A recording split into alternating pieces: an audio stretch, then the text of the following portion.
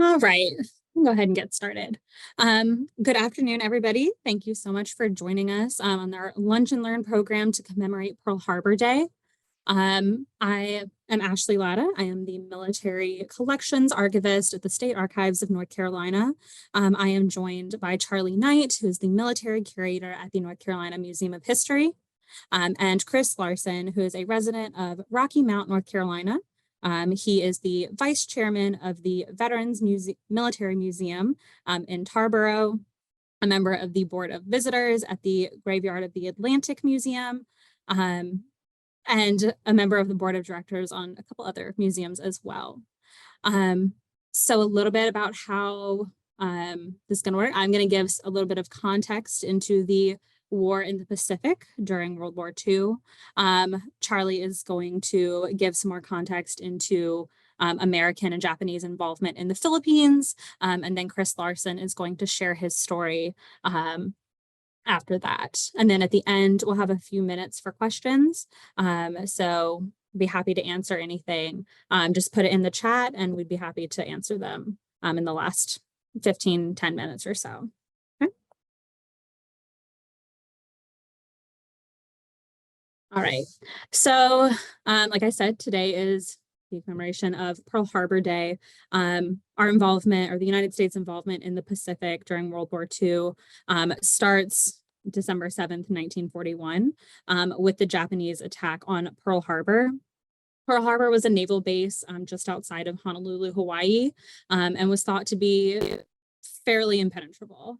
The attack was it was very much a surprise to the American public, but it was kind of the culmination of deteriorating relations with the United States and Japan.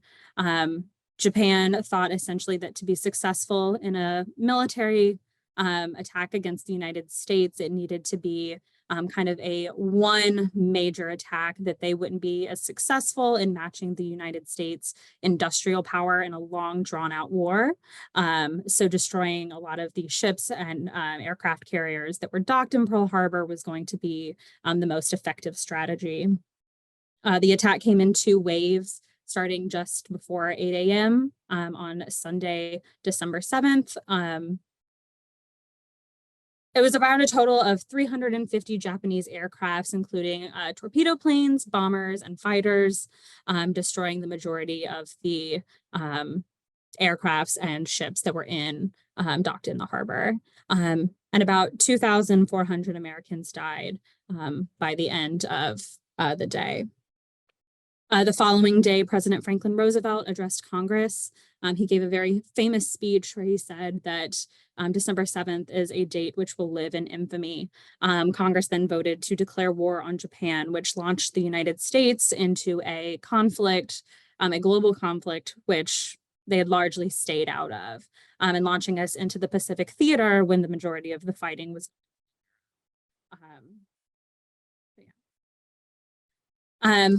So in 1941 and early 1942, Japan extended their reach throughout the Pacific, slowly taking over various islands and countries throughout the Southeast Pacific. This was partially to gain the resources that were available in these nations or on these islands. And it was also partially to remove the United States as a power in the Pacific. And really give them a steadfast control in the region. This letter here is from a soldier, Reed Pickler. He and his brother were actually both fighting in the Pacific throughout the war. They were writing to each other and to their parents, letting them know as much as they could, that they were okay, but there's a lot that they cannot tell in these letters. One of the major events of the Pacific is the Bataan Death March, which I believe our other speakers are going to mention as well. Essentially, American and Filipino forces surrendered to the Japanese in April of 1942. The Japanese took prisoners of all of those who surrendered, and forced them to walk from the Bataan Peninsula to the prisoner of war camps. which is about 65, 70 miles. One of the people who performed this march or in this is David Hardy, a North Carolinian, a resident of Durham, who was taken prisoner. And these letters and postcards are things that he was able to send to his wife in the about 34 months that he was a POW until the Philippines was liberated.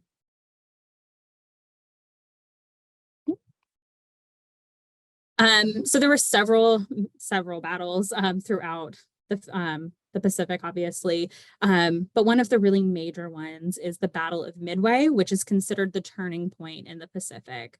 The Midway Atoll, or the Midway Islands, sit about midway between Japan and the United States. So they were it was a very crucial position that both the United States and Japan wanted to be at.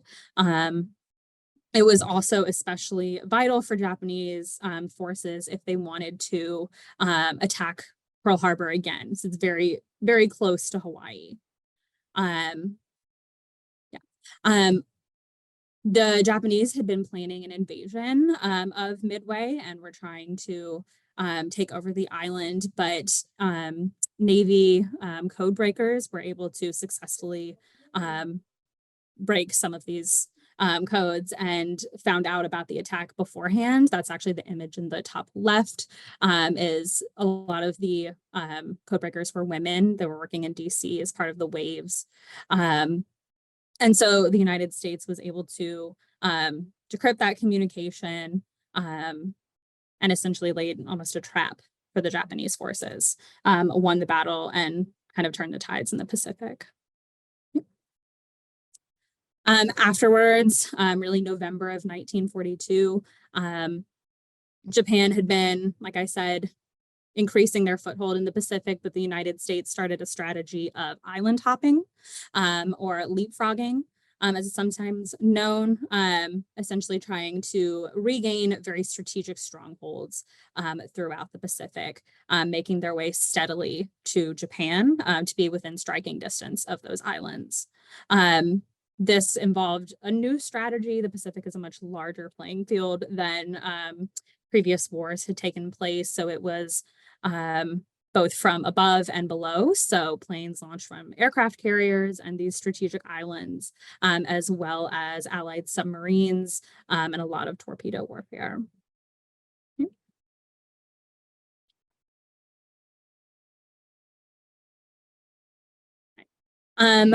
By 1944, the island hopping campaign was really considered to be successful.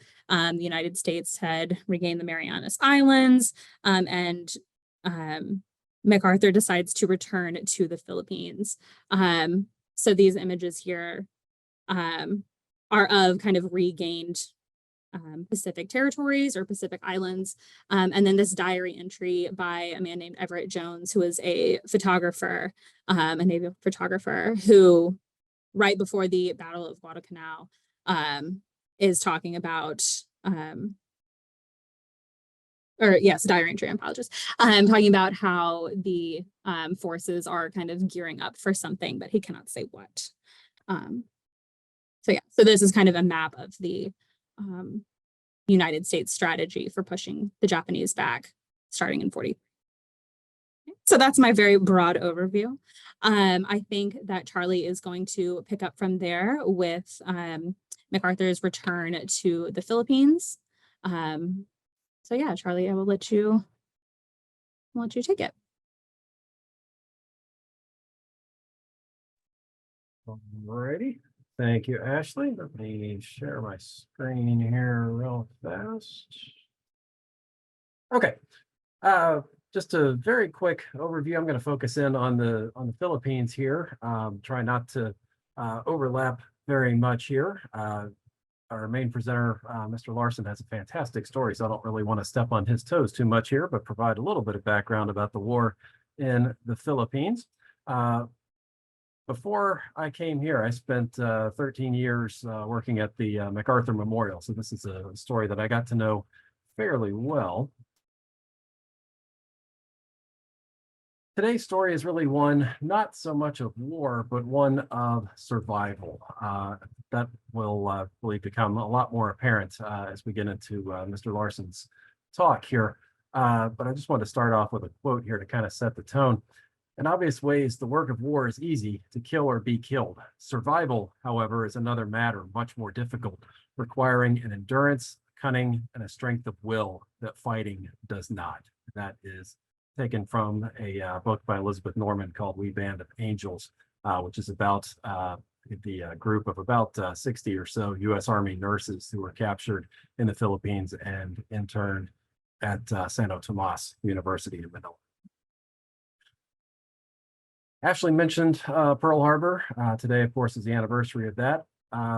Pearl Harbor got most of the attention, but it was not the only place that was attacked. A few hours after striking in Hawaii, the Japanese attacked the Philippines, going after U.S. installations in and around Manila.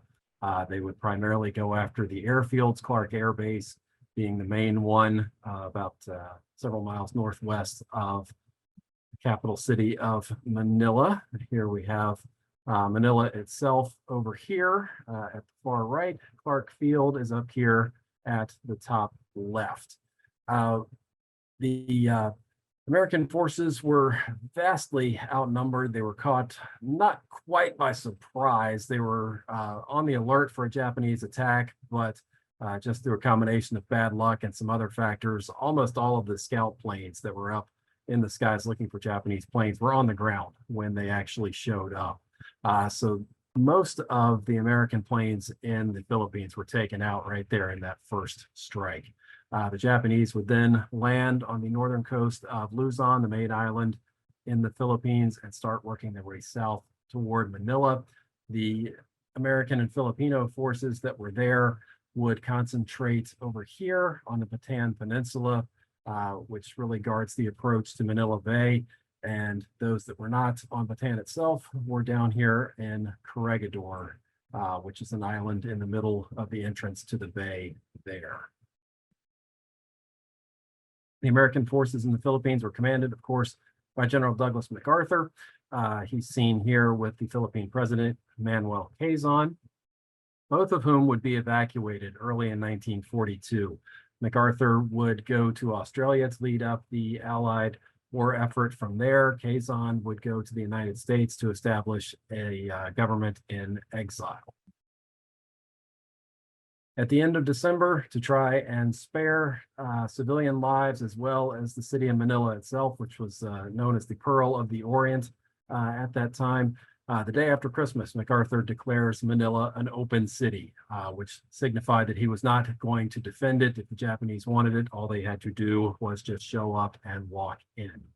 And that is pretty much what they do several days later. January 2nd, the Japanese will enter Manila itself. Here's a couple of photographs showing them coming in. And one of the more interesting things when you read about the first Japanese to enter Manila, when you read some of these firsthand accounts, they were not expected to be arriving on bikes. So that was, I think, kind of a surprise to a lot of the folks that were there that were witness to that. Just showing this map again here, just to set the military stage over here at Bataan. The American and Filipino forces would set up a defensive perimeter up here at the top of the Bataan Peninsula. Other forces down here at Corregidor. MacArthur is evacuated in March. The forces there do not hold out much longer. On April 9th, General Edward King would surrender the troops on Bataan, about 75,000, 76,000 American and Filipino troops.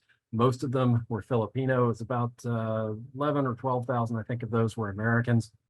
And about a month later, Jonathan Wainwright would surrender the troops on Corregidor. It's about 11,000 troops there, including several dozen Army nurses that were there on Corregidor. Now, the Japanese were not prepared for these prisoners. One thing that you have to keep in mind when discussing the war in the Pacific, two completely different styles, or not styles, but concepts of warfare between the Western nations and Japan. Surrender was not considered an honorable outcome of warfare to the Japanese. You either won or you died fighting. You did not surrender. So the Japanese were not expecting this many prisoners. They didn't know what to do with them. They were not prepared to handle them. And in all honesty, they didn't really want them. As far as the Japanese were concerned, all of these tens of thousands of troops that had surrendered, they were not worthy of honor. We'll hear more about that from Mr. Larsen here in just a minute. But most of those that were captured there in these two places were sent to Japanese POW camps. The ones on Bataan would endure the Bataan Death March, which Ashley mentioned, and the fellow that she highlighted, Colonel David Hardy. We actually have some of the items that he carried with him on the Bataan Death March on exhibit here in the museum. One of the others that was there that we have featured in the Museum of History is this lady here, Evelyn Whitlow. She was one of those Army nurses that was captured. She was from a family of 12. 5 of her siblings also served in World War II, 4 brothers, 1 sister. She was captured when the Philippines fell to the Japanese. She was interned at Santo Tomas until February of 1945. We have some of her items on exhibit, including her uniform. That's the uniform that she was given shortly after her release from Santo Tomas. That's the medal that she received on one of the anniversaries of the battle from one of the veterans groups, and that is the service flag that was hanging in the window of the Whitlow family home. You can see they had to go in and add an extra star. Originally, they thought they were just going to have 5 of their children in service, then another one enlisted, and they had to add in that extra star there. Thankfully for them, none of them are gold stars. The gold star signifies a family member who was lost during the war. So all 6 of the Whitlow children that served in the war survived. Not a lot of families could say that, especially when they had that many family members serve. Mentioned Santo Tomas. I won't get into too much of the details here. Don't want to take too much of Chris's thunder, but this is where pretty much all of the foreign-born civilians in the Philippines were sent. When the Japanese captured the Philippines, of course, they sent all the captured military personnel to prisoner of war camps, but then they also had to deal with all of these citizens of countries that they were at war with, primarily the United States, England, Australia. There were a handful of French, handful of Dutch, handful of Poles as well, and they didn't really know what to do with them. They couldn't really leave them out at large. So they rounded up literally thousands of civilians and would put them in internment camps. Chris and his family were unfortunately among that number. So like I say, I'll let him tell that story. I just want to set the highlights here. Most of them would go into Santo Tomas University here in downtown Manila. It was established by the Spanish back in the early 17th century. There's an overview of it there. It was about 50 or 60 acres, roughly 9-10 blocks on each side. Very, very large campus, but not large enough for the more than 4,000 that would be held there. The Japanese captured Manila January 2nd. The first internees began to be imprisoned 2 days later on January 4th. This is not that first group, but this is a group of the early internees that were going in. At first, they thought it was just going to be maybe a few days, few weeks at the most. And nobody was expecting 3 years. Here's a map of the area. Here's the main building with the large tower on top there. There were several other buildings in the complex as well. Here's a quote from one of the nurses that was held there, a lady by the name of Sally Durrett. That's her over there on the left. How can I best describe my 3 years at Santo Tomas internment camp? Waiting in a long line for a meager meal 2 times a day, waiting in line to go to the bathroom or take a shower, waiting in the hot sun for 3 hours for a cup of salt, waiting in line to wash my clothes in the tin trough, waiting for some word from home. And again, I'll let Chris fill in the details on that. Suffice to say, overcrowding was an issue. They jammed upwards of a dozen, sometimes as many as 20, 25 people into a room. This is one of the rooms. I believe this was in the main building there. Eventually, the Japanese allowed folks to build shanties outside to alleviate some of that overcrowding. At first, the internees tried to pass the time as best they could. They had the children still went to school. They had classes for the adults. They had golf lessons. They had a baseball rec league. Some folks took up gardening. At first, they were allowed contact with folks on the outside. They could buy and sell goods. They could trade for stuff. Initially, the camp was under Japanese civilian control. Things were not all that great then, but it got a lot worse in early 1944 when the Japanese army took over control of the camp. Here you can see some of the facilities for laundry and bathing and for cleaning eating utensils. I mentioned early 1944, Japanese army took over control. These are 3 of the guards that were there at Santo Tomas. They're not identified, but these are 3 of the guards who were actually there. Late in 1944, October 20th to be exact, Douglas MacArthur fulfills his pledge to return to the Philippines. But even though he is back in the Philippines, it's going to be some time before he gets back to Manila itself. You can see here's the Philippines down here at the bottom right.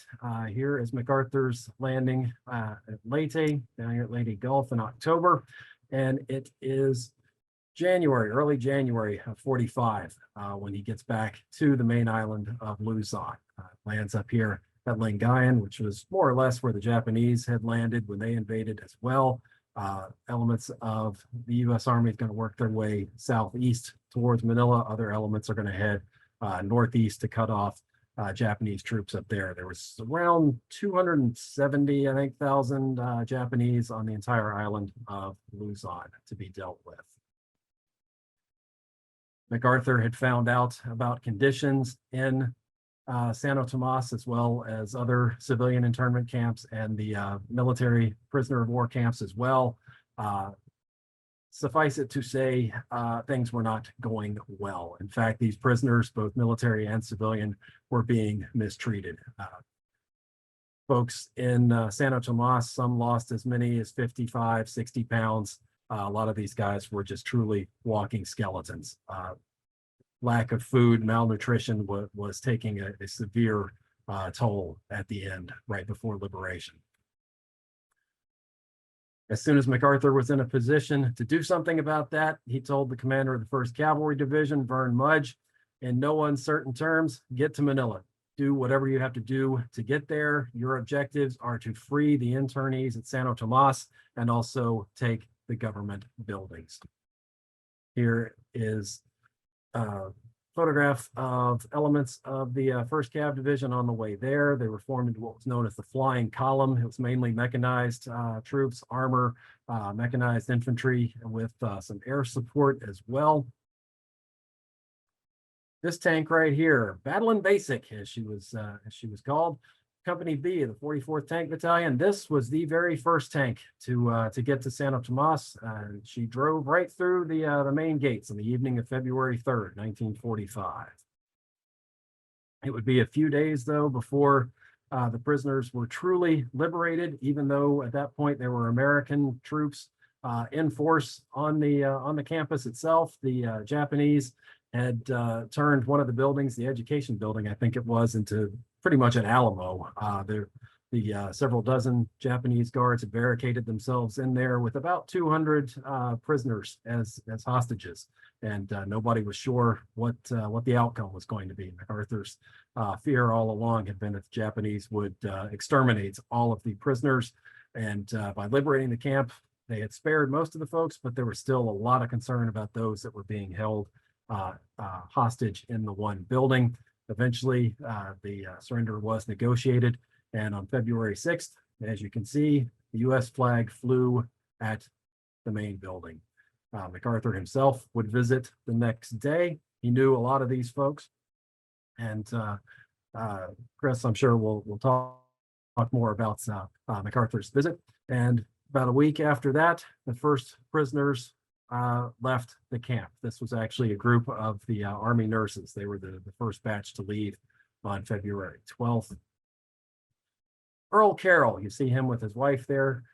He was one of the American leaders. The Japanese allowed the internees to form their own government. Earl Carroll was one of the leaders there, and it was probably with no amount of understatement. He said, "Mere words cannot adequately express our deepest feelings, but we assure you that the night of our liberation shall be an undying memory for all of us."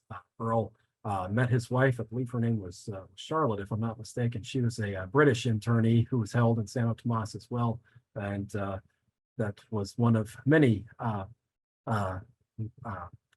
pairings, shall we say, that formed in Santo Tomas during that time. So there is kind of an overview of what Chris is going to talk about. So I will stop talking and turn it over to Chris, or he can give you a lot more details about this than I can, as he lived through it, and it's a fascinating story. So I will stop sharing, and Chris, it is yours. Thank you, Charlie. That was very helpful. I was born in the southern Philippines in 1940. My father was with Standard Oil and working his way up to headquarters in Manila. He was promoted to Manila and in 1940, and after we had been there for a couple of years, the Japanese bombed Pearl Harbor, as you heard, and it was not a surprise really for a lot of people. Actually, in July of 1940, my father and other executives of companies went to the Governor General of the United States, who ran the Philippines for the U.S., and said, "You have just sent your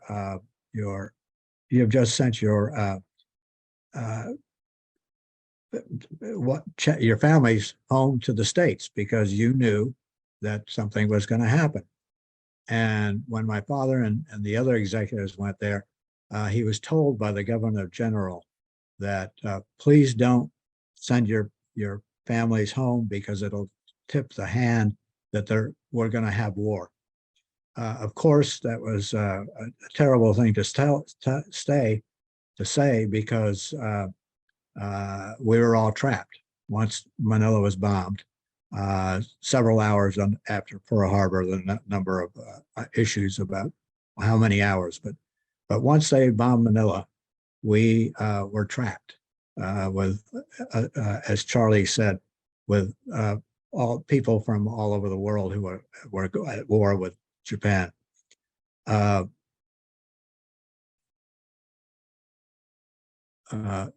don't know. Yeah. Whatever. Yeah. We're just going to share. Yeah, we're going to share the screen here. Let me start again. My presentation is against all odds because it's obvious. We're very lucky to be here, to have survived. Each of my parents thought the other one had been killed in the battle of Manila, and so we will just start out.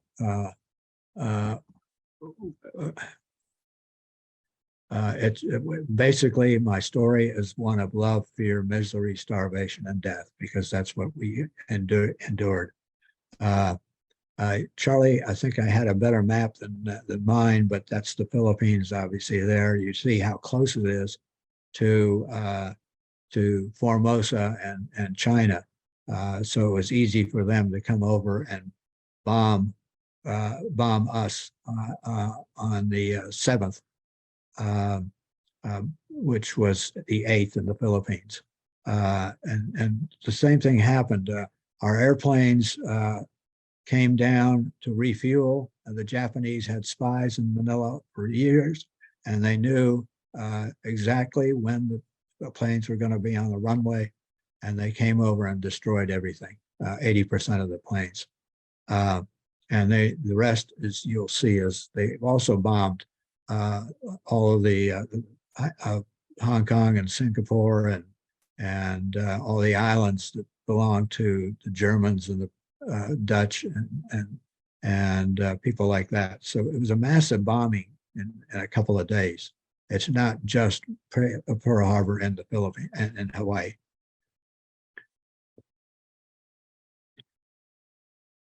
That's a picture of my mother. She was born in Russia and escaped from the Bolsheviks revolution. She lost both of her parents. And when she was 10 years old, and her older sister, Olga, took care of her, they went to Paris and then finally got to the US.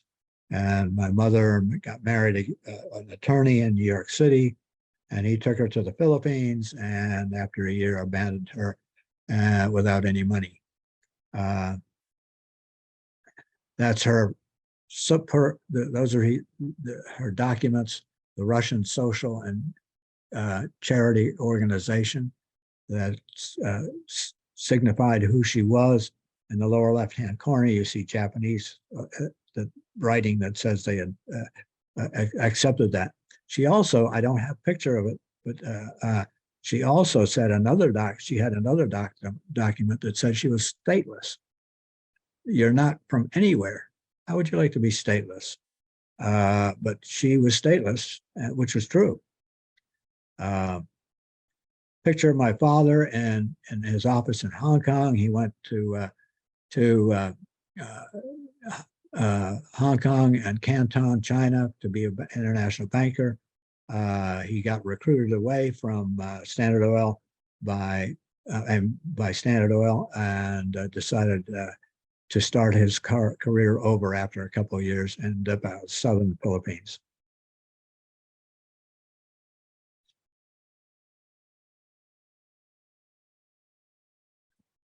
That's a picture of my mother with me. I was 1 year old when we moved to Manila, and enjoyed a nice life until the Japanese came and bombed and put us all in a concentration camp or civilian camp. That's a picture of the bombing of Manila by the Japanese. And the picture you see of that car is that my mother and her best friend and the two boys, we were born weeks together, and they decided to escape Manila, the bombing in Manila, to go to a resort and a plantation south of Manila.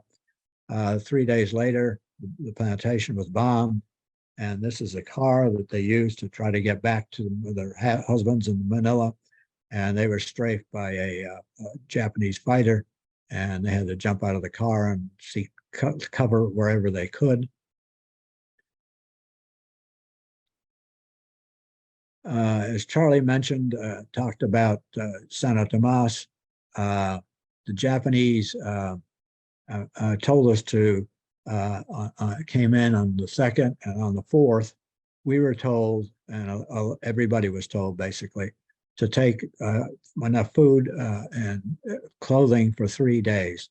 3 days turned into 3 years of fear, misery, starvation, and death, which was my title.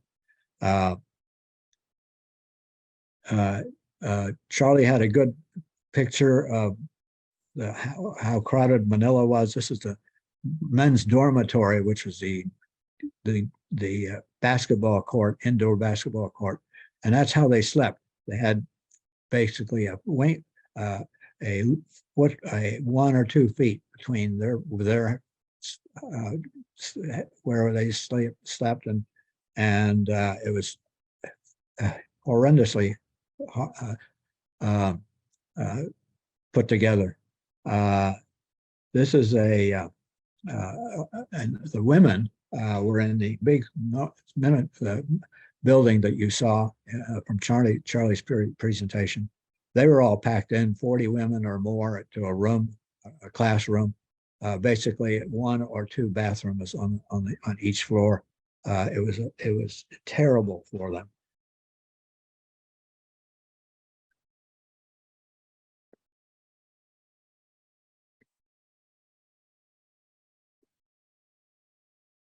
This is a picture of our kitchen. That's how we got our food. The Japanese didn't feed us, and we survived somehow on rice and goulash, and it was taste. There was very little meat, and we wound up having 2 meals a day, 8 in the morning and 4 in the afternoon, and you basically starved to death. And basically, the parents gave most of their food, whatever they had, to their children. So when you see a picture, you'll see children who are looking pretty good, and their parents are all looks like skeletons. Because of it so crowded, the Japanese allowed the men to build grass shacks that they could live in, but they had to come back in the evening. And then later on, as the Japanese let the families move out of their quarters and to some of these grass shacks, which and it was better to be in the fresh air than in those buildings. That's a part of the diagram of the grounds of Santa Tomas, and the one good thing about that was that this was a main part of the property, and it was a green property, and people could go and sit under the trees or play soccer or baseball and all sorts of sports, and basically, if you were in Santa Tomas for most of the time, especially the first couple of years, if you behaved yourself, they left you alone. But you'd had to blow low enough. If you didn't, they would slap you, including slapping children. But they basically otherwise left you alone. And that was under when we had a civilian leader, Japanese. The Bataan Death March, you saw some great pictures from Charlie's presentation, but as he has said, it was a horrendous what happened when we surrendered 76,000 troops, and first in Bataan, the peninsula of Japan, and then again with the people there were 2,000 troops on Corregidor, and they surrendered a couple of months later because they ran out of ammunition. They were starving to death. They didn't have any food. They ate monkeys, whatever they could get their hands on. They ate their horses, and they finally ran out of everything. And that's when they surrendered.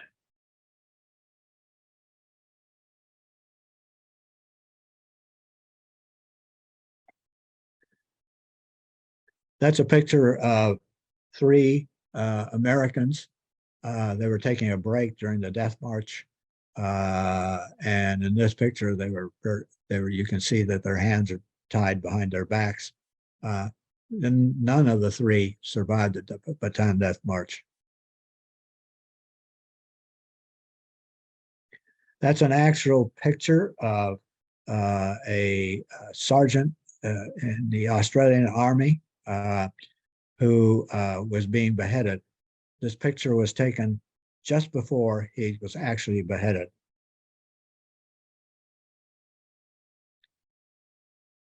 Released to home. We've been talking about how packed Santa Tomas was. No place to live, no place to go to the bathroom, no place to do anything. So the Japanese decided to let women with children under the age of 2 or children who were sick go back to their homes. It was basically under house arrest. And the first, back up. The first 2 years it was better to be on the outside The last 2 years, the Japanese got so pissed off that they became very rough. And I'll get to that in a minute. That's a picture of my mother. That's our house that was destroyed during the Battle of Manila. The first 2 years, as I mentioned, were better to be on the outside because my parents, our servants could go and get medicine and food for us. And but by then we were starving. Fortunately, we had 2 chickens under the house.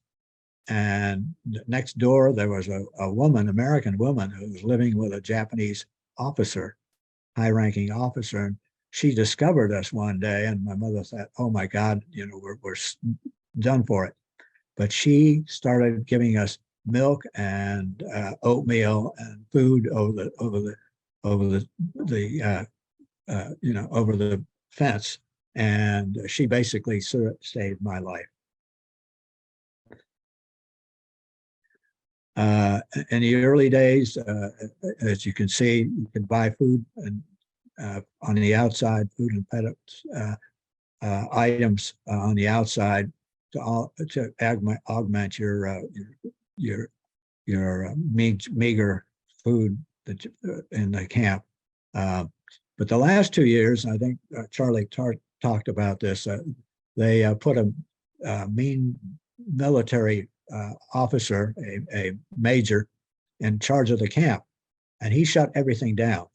No communication with the outside. We couldn't get any food or to our father and my father in the camp. Couldn't even talk to him like we used to through the fence. And they became mean as hell. They started coming into our homes on the outside and inspecting the homes uninvited. And they'd go through the house and take whatever they wanted. They loved Scotch. And today, some of the best Scotch in the world are in Japan, are made in Japan. But we had to go. We didn't know what they were going to do to us, so we went and got into our crawl space under the house. And my mother would put her hands over my baby sister's mouth so she wouldn't make a noise. And we were in there for whatever, 20, 30 minutes. And my Filipino nanny, my Aya, would let them go through the house and then they would leave. But it was still scary as hell. I could hear the officer's boots a couple of inches above my head, stomping around, taking whatever he wanted. My father was also not only with Standback, but he volunteered for Navy OCS, Navy Intelligence, CIC, Counterintelligence Corps in Manila, and in 1936. And when he was put into camp and had to stay in the camp, he would convince the Japanese that he was on his deathbed. And they would let him go out to the outside wearing a red band with a red, black letters that said he was a POW. And he would go to a hospital, and he was a conduit for information from the spy network in Manila for information and number of troops in Manila, number of ships, new planes, etc. And he would also a conduit for money. Money that would be shuffled to Camp O'Donnell and Camp Cabanatuan, north of Manila. The military had it way more worse than we did as we civilians. And one day he went to a hospital to have a hernia operation, and my mother went to see him in the hospital. And 3 months later, she discovered she was pregnant. You can decide what you want to think of that. But my baby sister, Valerie, was born March 6th of 1943. And she was born in the bottom of Philippine General Hospital, because the doctor said if you have babies above the in the hospital itself, the Japanese would come through and kill all the babies. So my mother gave birth to my daughter, to my sister, in the basement, basically. And he was on one of his trips, he came to our house in Manila, and you can see my mother holding my sister, Valerie.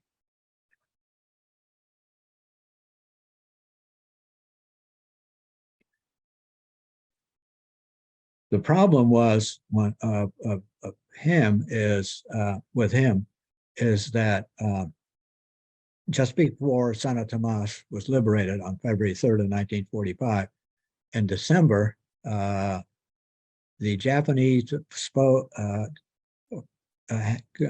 found out who the spies were in the network outside of Manila, of which he was one, and they sent a patrol, two patrols, or to Santo Tomas for 4 men, and to pick up 4 men and take them to Fort Santiago, which is where everybody's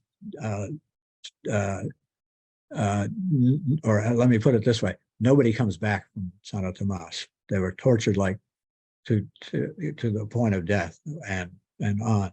And this patrol came in looking for Grinnell, Duggaby, Johnson, and Larsen, C. Larsen. This patrol stopped a prisoner and said, "Where does C. Larsen live?"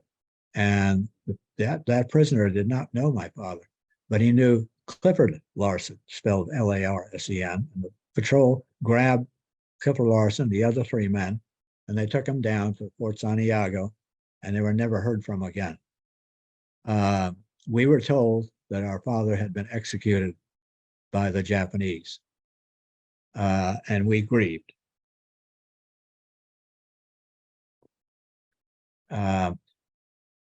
As you know, Santo Tomas was liberated on the 3rd of March with the tanks, the battling basic, coming in the front door at 9 o'clock at night, and there was great celebration. Unfortunately, what happened is and Charlie covered when the guys were liberated, the Japanese took people as hostage.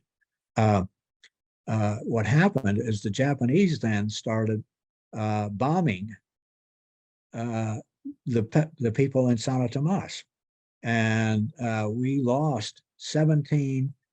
I think it was 17 prisoners, American prisoners who had been liberated previously, were killed by these bombs.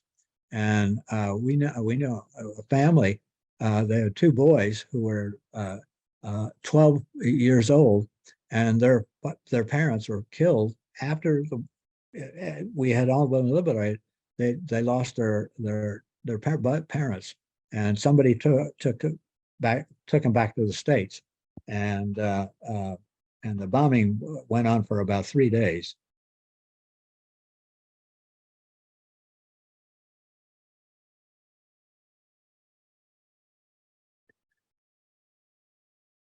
I have this same picture that Charlie had. That's what my father looked like. He was 6 feet tall and he weighed 89 pounds when we were liberated. A lot of those men could hardly walk, but they survived.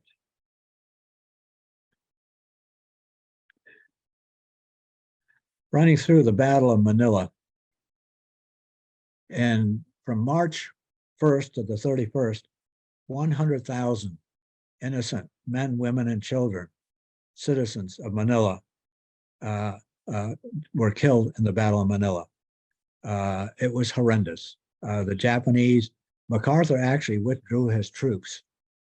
I think you heard Charlie say that MacArthur told the Japanese that Manila was an open city because he loved the Philippines. He actually grew up in there for a number of years when he was a teenager in Manila, when his father was governor general. But the Japanese actually, MacArthur asked the Japanese to do the same thing, keep Manila an open city. And they agreed. But there was a renegade Japanese admiral who said, "Screw this." He said, if I'm going to die, I'm going to take everyone with me. And he did. And Manila, they dug in about 60,000 troops stayed behind, and they got fought from all of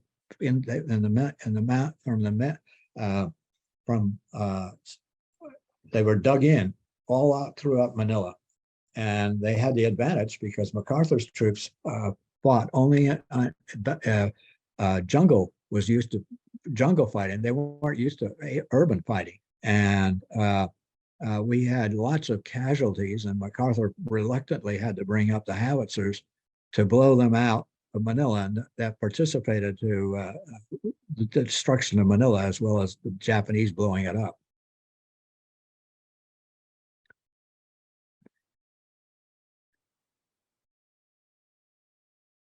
This is an actual picture of American troops in the middle of the Battle of Manila.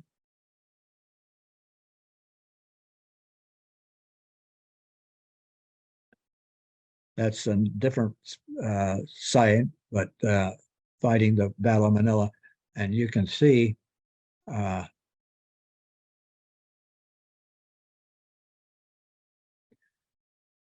when the Japanese got 2 blocks from our house, we were on the outside, as I mentioned. The Japanese were coming through the neighborhoods. Our houses were wood, and the Japanese would set the houses on fire. And as the occupants ran out of the houses, they would machine gun everybody. They'd rape the women in the streets.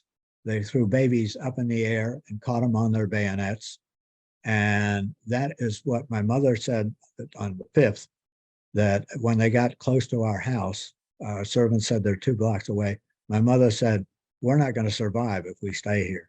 And we took off running through the Battle of Manila, block to block. There's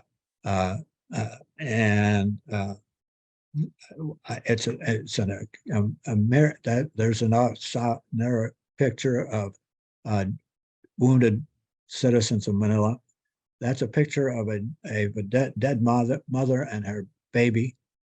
We had to, as when we were running from block to block and stepping over and around dead bodies, the smell of dead bodies was unbelievably overwhelming. I can't even describe it. As we were running, we saw a plane fly over our heads. And I had never seen a plane as a 4-year-old growing up in Manila. And it was a blue plane with a white star. I had no idea what it was. It flew just past us and exploded in a big ball of fire. And an American pilot lost his life. That's a Japanese tank. We were, at one point, we were crouched down behind the concrete wall, and I saw these Japanese tanks coming towards us. And as a 4-year-old, I thought Japanese tanks are cool. And so I stood up and started waving at them. My mother grabbed me by the neck, by the scruff of the neck, and pulled me down. And I remember the dust, the sand that was kicked up by those treads of the tank. You could hardly breathe. And we kept running and hiding and hiding. This is a picture of a B-24, one of the first planes to fly over Manila. A couple of fighter planes, American fighter planes, but this was the first bomber to fly over Manila, December 21, my birthday.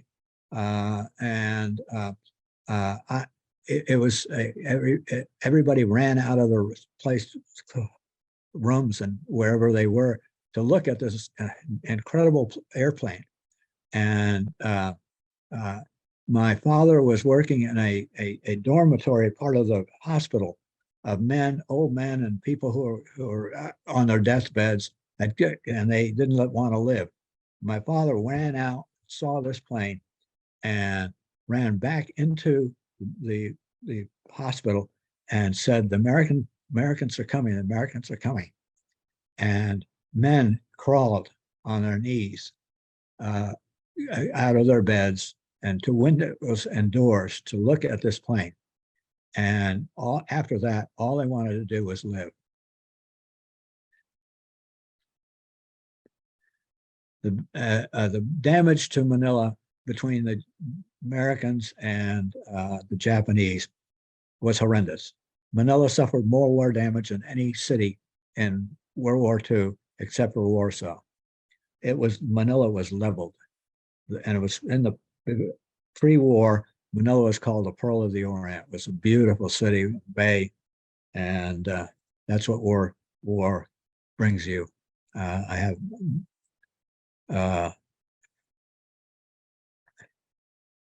that's an American Jeep, and that picture is I put there because after running and hiding most of the day on the 5th, we were behind a row of bushes, and a vehicle started coming down the road, an American Jeep, and in the Jeep was a private driving the Jeep, and in the front seat was an American captain who had been wounded. He had a big bloody bandage on his arm. And I sat on his lap, and he gave me a piece of Wrigley Spearmint chewing gum. And my mother tapped me on the shoulder and says, "Chew it, don't swallow it." I'd never had gum. But my baby sister and my mother and my Filipino nanny got on the back of the Jeep, and those Jeeps were very, very small in those days. And we took off going to Santa Tomas, where they had a hospital unit. And when we got to the gate of Santa Tomas, my father's first cousin from the state of Washington was on guard duty, and he looks at us, and he looks like he thinks he's seen some ghosts, and he just keeps staring. My mother finally says, Connie, not Connie, why are you just staring at us? And he says, "Your father had been told you had been killed in the Battle of Manila." So you can imagine the reunion between my mother and father, each thinking the other had not survived. We shipped out. My father was on the repatriated committee, and we were one of the last people to leave Manila to go back to the States. And we got on the ship, the USS Hannibal Victory, which was a victory ship heading back to the States. And we were put on the ship, and as we left Leyte Gulf, where the ships left to go back to the States, we were told to go to the back of the convoy, because it turns out we were so loaded with Japanese weapons and bombs and explosives and all kinds of stuff, and they didn't want us, if we blew up, they didn't want us to take any out of the ship near. They want us to be near them. And so I'm sitting there talking to some sailors who had their backs to the water, and I looking down in the water, and I see a big fish go by. I said, "Look at that big fish." Well, bells and whistles went out. Everybody around. My mother pulls me in the cabin, and a Japanese submarine, like that one, sent 2 torpedoes our way. Fortunately, each one passed by, and when I finally broke from my mother's grasp, I got out there and I looked, and there was a fire on the horizon. And evidently, the sailors who had all the victory ships have 5mm guns. They had hit the submarine, and it was on fire. That is a memorial in Manila, which was built to the Battle of Manila. And you can see that it was built about 5 years ago, and it's a woman holding a dead baby. And the script is too small for me to read, but it's a memorial to all the 100,000 men, women, and children who lost their life the Battle of Manila.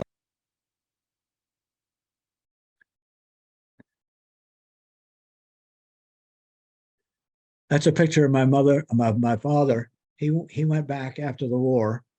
The Standard Oil asked him to go back 6 months after he had been in the States to rebuild the company, and which he did. And he kept turning down promotions to the U.S. because he loved the Philippines, as we all do. And he became the leading American, and he basically rebuilt the economy of the Philippines. He was friends with 5 Filipino presidents. They'd come to parties at our house and everybody. And when he retired, he was presented by President Carlos P. Garcia on the right, awarded him the Philippine Legion of Honor. Only 10 Americans have received the Philippine Legion of Honor. And that's the end of my story, folks. Thank you so much, Chris. We really appreciate you sharing your story. We did run over time a little bit. If you do have any questions, feel free to send them my way, and I can ask Chris or Charlie or answer it myself if you have any, unless there's something, very quick that we can answer. But yeah, thank you again so much for joining us. We really hope you enjoyed this, as I love hearing Chris's story. It's amazing. So I think we're going to sign off now. Thank you, everybody. Thanks. Thank you, everybody, especially for the archives here.